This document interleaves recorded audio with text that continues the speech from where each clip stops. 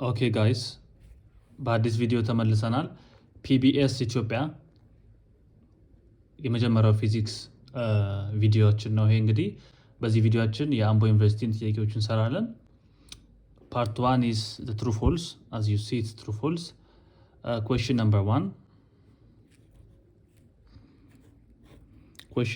ምን ይላል?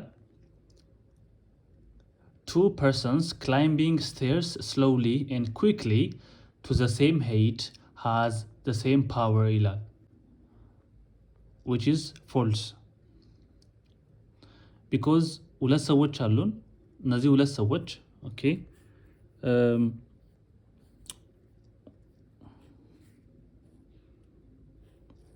ይሄ እንግዲህ ስቴራችን ነው። ስቴር ማለት ደረጃ ማለት ነው። ኦኬ እንግዲህ ይሄ ስቴራችን ነው ወይም ደረጃችን ነው። እንግዲህ ደረጃ ላይ ሁለት ሰዎች ይወጣሉ ማለት ነው። ስለዚህ ሞር ክሊር እንዲሆንላችሁ ሁለት የተለያየ ደረጃ ለስራላችሁ ማለት ነው። ተመሳሳይ ሄይት ላይ ያለ ማለት ነው። ኦኬ ሄይቱ ተመሳሳይ ነው እንበል፣ ከፍታው ተመሳሳይ ነው። ተመሳሳይ የሆነ ከፍታ ላይ ሁለት ሰዎች ይወጣሉ። ኦኬ ስለዚህ ይሄ ፐርሰን ዋን ነው፣ ይሄ ፐርሰን ቱ ነው። እኚህ ሁለት ሰዎች ተመሳሳይ ከፍታ ያለው በደረጃ ቢወጡ ተመሳሳይ ፓወር ነው ያላቸው ይላሉ። አንዱ ስሎውሊ ነው እየሄደ ያለው ቀስ ብሎ፣ አንዱ ደግሞ ቀስ ብሎ አይደለም ኩዊክሊ ነው እየሄደ ያለው። ኦኬ ለዚህ በተለያየ ፍጥነት የሚሄዱ ከሆነ ፓወራቸው አንድ አይነት ሊሆን አይችልም ማለት ነው። ቢኮዝ የፓወር ፎርሙላ ታስታውሳላችሁ። ፓወር ኢዝ ኢኳል ቱ ምንድን ነው? ወርክ ደን ኦቨር ታይም ነው። ስለዚህ ወርክ ደን አለ፣ ታይም አለ። በምን ያክል ሰዓት ጨረሱ ወይም በምን ያክል ሰዓት የሚያደርጉትን ነገር አደረጉ የሚለው በደንብ ማተር ያደርጋል ማለት ነው። ስለዚህ ታይማቸው እኩል ሊሆን አይችልም እንደምታውቁት። ስለዚህ ፓወራቸው እኩል አይደለም ማለት ነው። ስለዚህ መልሳችን ምንድን ነው የሚሆነው ማለት ነው? ፎልስ ነው ማለት ነው። አንዱ ፈጥኖ አንዱ ቀስ ብሎ ስለሚሄድ ጊዜያቸው እኩል አይሆንም ማለት ነው። ኦኬ ጥያቄ ቁጥር 2 ኩዌስችን 2 ምንድን ነው የሚለው? For two objects of unequal mass, their center of mass is closer to the heavier object ይላል። ሁለት ኦብጀክቶች አሉን። አሁንም እንሳል።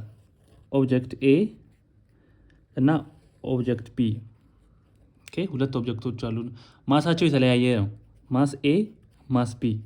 ኦኬ እኚህ ሁለት ማስ ያላቸው ኦብጀክቶች ሴንተር ኦፍ ማስ አላቸው እንደምታውቁት። ኦኬ ሴንተር ኦፍ ማሳቸው የቱ ጋር እንደሆነ አሁን ለጊዜው አናውቅም። ኦኬ የትም ጋር ሊሆን ይችላል ብለን እናስብ። ሴንተር ኦፍ ማሱ የሚጠጋው ወደ ትልቁ ኦብጀክት ነው፣ ሄቪ ወደ ሆነው ማሱ ከፍተኛ ወደ ሆነው ነው የሚለው። እሱን ቼክ ማድረግ እንችላለን። ኦኬ ለምሳሌ ሴንተር ኦፍ ማስ ሊሆን ይችላል፣ ይሄም ሊሆን ይችላል። ዊ ዶንት ኖ ጀስት ለምሳሌ እዚህ ጋር ብለን እንውሰደው ለመስራት እንዲመቸን። ከዚህ እስከዚህ ኤክስ ነው ዲስታንሱ።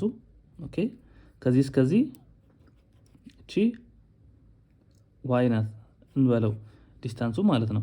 ይሄ እንግዲህ ሴንተር ኦፍ ማሳችን ነው፣ ኤክስ ሲ ነው የምንለው። ሴንተር ኦፍ ማሳችን ማለት ነው ያለበት ኤክስ ነው፣ ኤክስ ሲ የሚባለው ማለት ነው። ስለዚህ አሁን ይህን እንደ ዜሮ ነው አይደለም የምንቆጥረው፣ ከዜሮ ከዚህ ብንነሳ ማለት ነው። ከዚህ እስከዚህ ኤክስ ሲ ነው። ኦኬ ጉድ። ከዚህ እስከዚህ ኤክስ ሲ ነው። ከዛ ደግሞ አሁንም እቺ ዜሮ ናት። ከዚህ እስከዚህ ኦኬ ኤክስ ነው ሙሉ ማለት ነው። ሙሉ ኤክስ ነው ማለት ነው።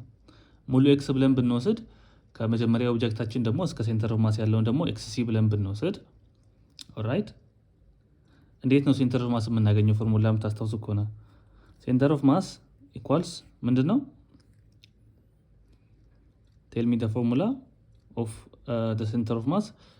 የምንጀምርበት ቦታ ነው የሚወስነው አይደለ? ከየቱ ጋር ነው የምንጀምረው የምንለው ነው ዋና የሚወስነው። ኢኒሻል ሪፈረንሳችን አለ አይደል? ስለዚህ ማስ 1 ኤክስ 1 ፕላስ ማስ 2 ኤክስ 2 ኦቨር ማስ 1 ፕላስ ማስ 2 አይደል? ኤክስ 1 እና ኤክስ 2 ዲስታንሱ ነው፣ ከጀመርንበት ቦታ ነው የሚወስነው እሱ። ኦልራይት። ስለዚህ አሁን ለምሳሌ ይሄንን መነሻችን አድርገን ከወሰድን እንደ ሪፈረንስ አድርገን ከወሰድን ኦኬ 0 ብለን ማለት ነው። እንደ ሪፈረንስ ከወሰድን x1 ምን ሊሆን ነው? 0 ነው ማለት ነው። 0 ሊሆን ነው ማለት ነው x1። ስለዚህ ይሄ ይጠፋል ማለት ነው። ይሄ ይቀርናል ማለት ነው። ስለዚህ ሴንተር ኦፍ ማሳችን ምን ይሆናል? xc ኢኳልስ m2 x2 ኦቨር m1 ፕላስ m2 ምን ይሆናል? m2 ታይምስ x2 ዲቫይድድ ባይ m1 ፕላስ m2። ለምንድን ነው m1 ፕላስ m2? ፎርሙላው እንደምታዩት x1 0 ነው የወሰድነው ሪፈረንሳችን አድርገን ስለወሰድን ማለት ነው። ስለዚህ ምን ይሆናል? ኦኬ m1 ፕላስ m2 በደንብ ይዩ፣ እዚህ ጋር ተመሳሳይ ነው። m1 ፕላስ m2 ኮንስታንት የሆነ ቁጥር ነው፣ የሁለቱ ማስድመር ስለሆነ ማለት ነው። ይህንን ሴንተር ኦፍ ማስ ያገኘ ነው ሪፈረንሳችንን ምን አድርገን ነው? ኤን አድርገን ስለወሰድን ነው። ሪፈረንሳችን ቢን አድርገን ደግሞ መውሰድ እንችላለን። ሪፈረንሳችን ደግሞ ቢን አድርገን ስንወስድ x2 0 ይሆናል ማለት ነው። ይሄ ሪፈረንስ 0 ከሆነ ቢ ዲስታንስ ያለበት 0 ይሆናል ማለት ነው አይደለ? ኦኬ ኦልራይት። ሪፈረንስን የትን አድርገን መውሰድ ስለምንችል ነው፣ ችግር የለውም። ስለዚህ አሁን ኤክስሲ ከቢ አድርገን ሪፈረንስ ብንወስድ ኤክስሲ ምን ይሆናል? m1 x1 ኦቨር m1 ፕላስ m2 ኦኬ። ምክንያቱም x2 እና m2 ዜሮ ይሆናል፣ x2 0 ስለሆነ ማለት ነው በዚህ ኬዝ ደግሞ። ለዚያም በደንብ ይው ኤክስሲን ከዚህ ጋር ሆነን ስናይ እና ኤክስሲን ከዚህ ጋር ሆነን ስናይ ያለውን ዲፈረንስ ነው እያየን ያለ ነው። ኦኬ ስለዚህ ይሄ ለምሳሌ ሄቪየር ቢሆን ኦኬ፣ ይሄ ትልቅ ቢሆን ሄቪየር ቢሆን በደንብ ይው ትልቅ ከሆነ m2 ታይምስ x2 ሲካፈል m1 ፕላስ m2 m1 እና m2 አንድ አይነት ነው ብለናል፣ ችግር የለውም። ሲደመሩ ድምራቸው እኩል ነው፣ እዚህም እኩል ነው፣ እኩል ስለሆነ ማለት ነው። ስለዚህ m2 ትልቅ ከሆነ ይሄ ምን ይሆናል ማለት ነው? ትልቅ ይሆናል ማለት ነው። m1 ትንሽ ከሆነ ይሄ ፓርት ትንሽ ይሆናል ማለት ነው። ይሄ ፓርት ትንሽ ነው ማለት ምን ማለት ነው? እቺ ትንሽ ናት ማለት ነው። ሪፈረንሳችን ይሄ አይደለ? በዚህ በኩል ስንሰራ ሴንተር ኦፍ ማሳችን ትንሽ ቁጥር መጣ ማለት ብዙም አልሄድንም ማለት ነው። ቅርብ ቦታ ነው ያለ ነው ማለት ነው። እዚህ ጋር ሊሆን ይችላል። ይሄ ደግሞ m2 x2 ኦቨር m1 ፕላስ m2 የሚለው m2 ምንድነው? በጣም ትልቅ ቁጥር ነው፣ ማሳችን ትልቅ ስለሆነ። ስለዚህ ከዚህ ደግሞ ስንነሳ ትልቅ ቁጥር ነው ይመጣልን። ትልቅ ቁጥር ነው ማለት ደግሞ ወዴት ነው? ይረዝማል፣ ወደዚህ ማለት ነው። ስለዚህ በዚህም አንግል ብትሄዱ ሴንተር ኦፍ ማሳችን የሚቀርበው ለማን ነው? ለሄቪየሩ ኦብጀክት ነው ማለት ነው። አይ ሆፕ ዩ አንደርስታንድ ኢት። ኦኬ ኢትስ ክሊር ናው።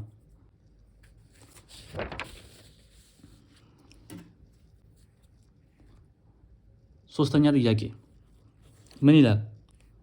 According to Bernoulli's principle, in a streamline flow of an incompressible fluid, an increase in the speed of a fluid results in decrease in pressure.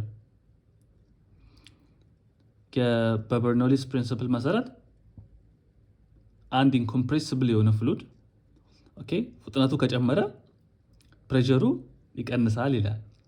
ፍጥነቱ ከጨመረ ፕሬሸሩ ይቀንሳል። ይሄ ትክክለኛ ክሌም ነው። አይ ሆፕ የበርኖሊስን ፕሪንሲፕል ታስታውሱታላችሁ አይደለ? ሪሜምበር ዘ በርኖሊስ ፕሪንሲፕል። እሺ የበርኖሊስን ፕሪንሲፕል ታስታውሳላችሁ አይ ሆፕ ብዬ አስባለሁ። እዚህ ለምሳሌ ፍሉድ አለን። ኢንኮምፕሬሲብል ፍሉድ ነው፣ ኮምፕሬስ መደረግ የማይችል ፍሉድ ነው እና ፍሉዳችን ይንቀሳቀሳል። ኦኬ ሶ ፍሉዳችን በሚንቀሳቀስበት ሰዓት በተለያየ ቦታዎች ላይ የተለያየ ፕሬሸር ይኖረዋል አይደለ? ሁሉም ቦታ ተመሳሳይ ፕሬሸር አይኖረውም። የበርኖሊስ ፕሪንሲፕል ኢኩዌሽን አለ ካስታወሳችሁ፣ ምን ይላል? P1 ፕላስ ሮ ኦር ዴንሲቲ ማለት ነው ታይምስ G H1 ፕላስ 1/2 ኦፍ ሮ V1 ስኩዌር እኩል ይሆናል። ከማን ጋር እኩል ነው የሚሆነው? በሁለተኛው። ይሄ ለምሳሌ በዚህ በኩል መጀመሪያው ስፒድ ቢሆን ያለው በዚህ በኩል ሁለተኛው ስፒድ ነው የሚሆነው ማለት ነው። ምን ይሆናል? ሄቱ ደግሞ ይሄ ሪፈረንሳችን ከሆነ 0 ይሆናል ማለት ነው። ስለዚህ ይሄ H1 ይሆናል ማለት ነው። በዚህ በኩል H1 0 ሊሆን ነው ማለት ነው። ሪፈረንሳችን 0 ስለሆነ በዚህ በኩል ስለጀመርን ማለት ነው። ሪፈረንስ ስለሆነ ችግር የለውም። ይሄ እኩል ነው ከማን ነው ይላል? P2 ፕሬሸር 2 ፕላስ ሮ GH2 ፕላስ 1/2 ሮ V2 ስኩዌር ማለት ነው። ይህን ፎርሙላ ታስታውሱታላችሁ በደንብ። በዚህ ፎርሙላ መሰረት ምንድን ነው የሚለው? አሁን እዚህ ጋር ስፒዱ ሲጨምር ፕሬሸሩ ይቀንሳል ነው የሚለው። በስፒድና በፕሬሸሩ መካከል ያለውን ሪሌሽንሽፕ በደንብ ተመልከቱ። ምንድን ነው የሚሆነው? ስፒዱን ይዩት እዚህ ጋር ይታለ ስፒዱ ይኸው እዚህ ጋር ይዩት። ፕሬሸሩን ይዩት እዚህ ጋር ኦኬ።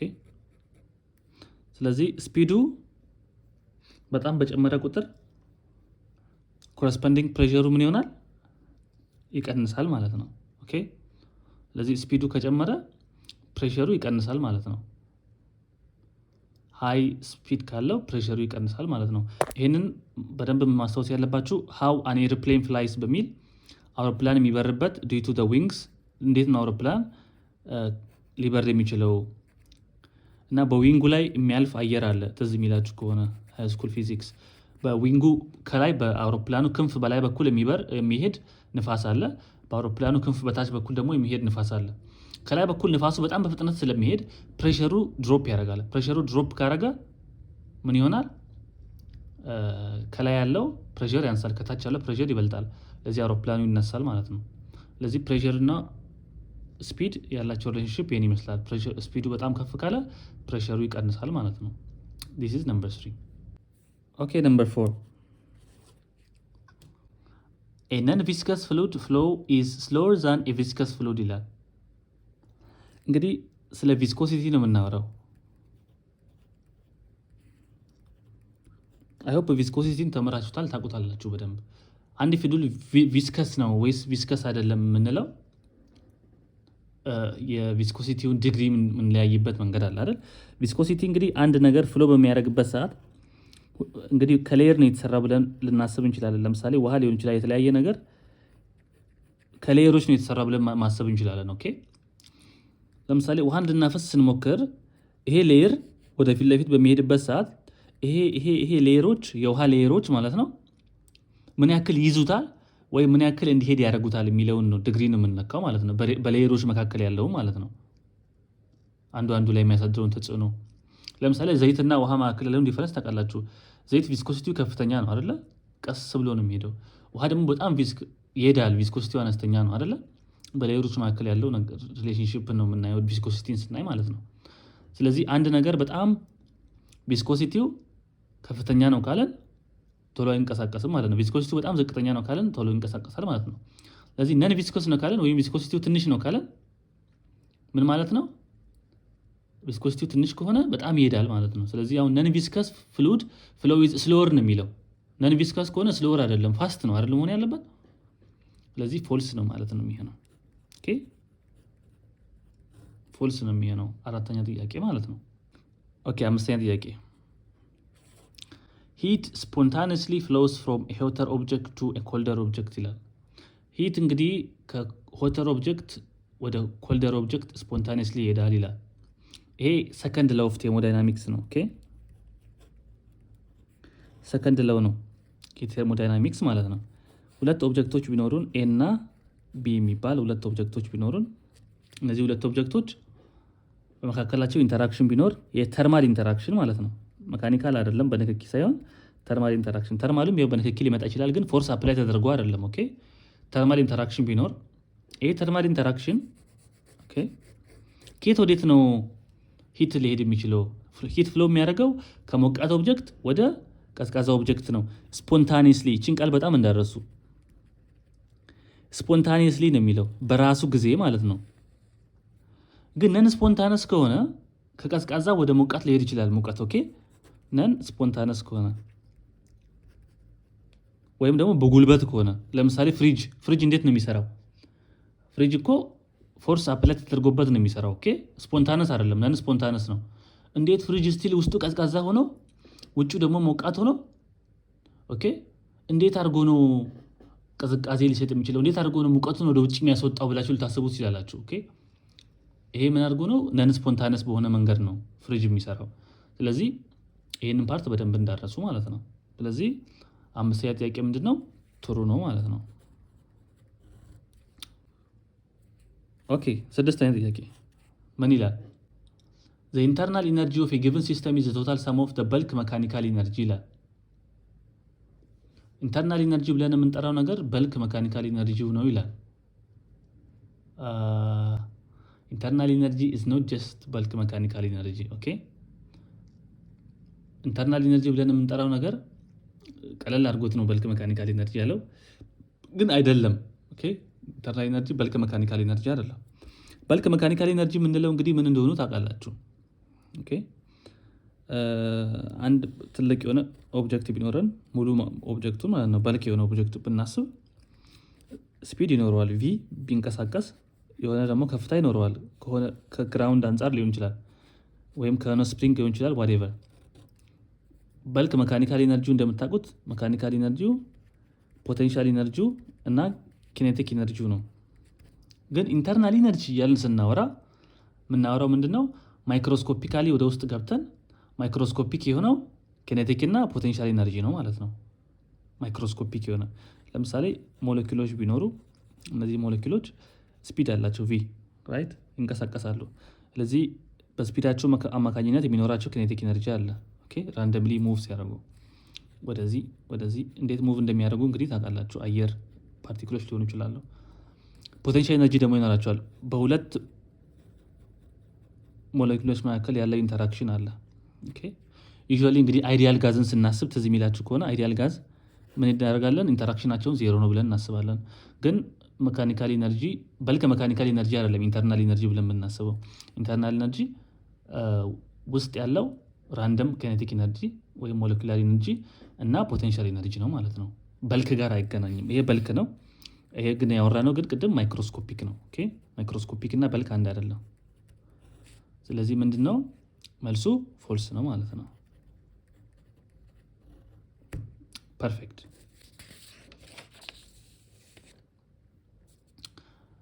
ቀጣይ 7ኛ ጥያቄ ምን ይላል? ነምበር 7 ምን ይላል? The temperature at which all molecular motion theoretically stops is 0 degree ይላል። ሁሉም ነገር የሚያቆምበት ቴዎሬቲካሊ ስፒኪንግ ማለት ነው 0 ዲግሪ ሴንቲግሬድ ላይ ነው ይላል። በደንብ እዚህ ጋር በጥሞና ተከታተሉኝ። ኦኬ ቴምፕሬቸር ስኬሎችን መጀመሪያ ሪቪው አድርጓቸው። ስንት ቴምፕሬቸር ስኬል አለ? የምንጠቀመው ኖርማሊ ማለት ነው ብዙ አይነት አለ። ግን ኖርማሊ በትምህርት የምናውቀው ምንድነው? ሴልሺየስ አለ አይደለ? ሴልሺየስ ስኬል አለ። ኦኬ ከዛ ፋርሃናይት የሚባል አለ። ከዛ ኬልቪን የሚባል አለ። 3 ስኬሎች አሉ የምናውቃቸው አይደለ? ይሄ ዲግሪ ሴንቲግሬድ የምንለው ይሄ ፋራናይት፣ ይሄ ኬልቪን ነው። ይሄ ዲግሪ ኬልቪን አይባልም። ኬልቪን አለ 3 አሉ። እንግዲህ በመካከላቸው ያለውን ደግሞ ሪሌሽንሺፕ ታውቃላችሁ። በተለይ ማወቅ ያለባችሁ ኬልቪን ዲግሪ ሴንቲግሬድ ላይ 273 መጨመር ነው አይደለ? ስጨምሩ ነው ዲግሪ ኬልቪን የምታገኙት። ዲግሪ ሴንቲግሬድ ላይ 273 ሲጨምሩበት ነው የምታገኙት። ኦኬ ኦልራይት። ስለዚህ አሁን ቴምፕሬቸር እየወረደ መጥቶ ሞለኪውሎች የትኛው ጋር ነው ቴዎሬቲካሊ ያቆማሉ የምንለው? የሞለኪውሎች እንቅስቃሴ ወይም ቫይብሬሽን ከቴምፕሬቸራቸው ጋር እንደሚገናኝ ታውቃላችሁ ራይት? ስለዚህ ሞለኪውሎቹ ቫይብሬት ያደርጋሉ። በጣም ከፍተኛ ከሆነ ቫይብሬሽናቸው ቴምፕሬቸራቸው ከፍተኛ ነው ማለት ነው። ቫይብሬሽኑ ደግሞ ትንሽ ከሆነ ቴምፕሬቸሩ ትንሽ ነው ማለት ነው። እየወረድን ለምሳሌ መጀመሪያ ከ100 ብንነሳ 100 ዲግሪ ሴንቲግሬድ ብንነሳ ውሃ የሚፈላ 100 ዲግሪ ሴንቲግሬድ ላይ ነው። ከ100 ብንነሳ ኦኬ 100 ዲግሪ ሴንቲግሬድ ላይ ሞለኪውሎች በጣም ይንቀሳቀሳሉ የውሃ አይደለ? እየወረድን 50 40 30 እያልን መተን ስንት ላይ ስንደርስ ነው ቴዎሬቲካሊ ሞለኪውሎቹ ስቶፕ ያደርጋሉ ብለን የምናስበው ነው የሚለው 0 ኬልቪን ላይ ነው። ኦኬ ይሄን እንዳረሱ በፍጹም 0 ዲግሪ ሴንቲግሬድ ላይ አይደለም፣ 0 ዲግሪ ፋራናይት ላይ አይደለም፣ 0 ኬልቪን ላይ ነው የሚያቆመው። ስለዚህ በኬልቪን ነው 0 የሚሆነው። 0 ኬልቪን ማለት ደግሞ 0 ሴንቲግሬድ ማለት አይደለም። 0 ኬልቪን ማለት እዚህ ጋር 0 ጨምሩ 273 ዲግሪ ሴንቲግሬድ ማለት ነው። ስለዚህ ኬልቪን እና ሴንቲግሬድን እንዳረሱ በፍጹም። ይሄ ፓርት 1 ነው። ትሩ ፎልስ 7ቱን ጥያቄ ነው የሰራ ነው። በደንብ እናንተን እንድትረዱ አድርገን በደንብ አድርገን አብራርተን የሰራ ነው። በቀጣይ ፓርቶች ደግሞ እንገናኛለን።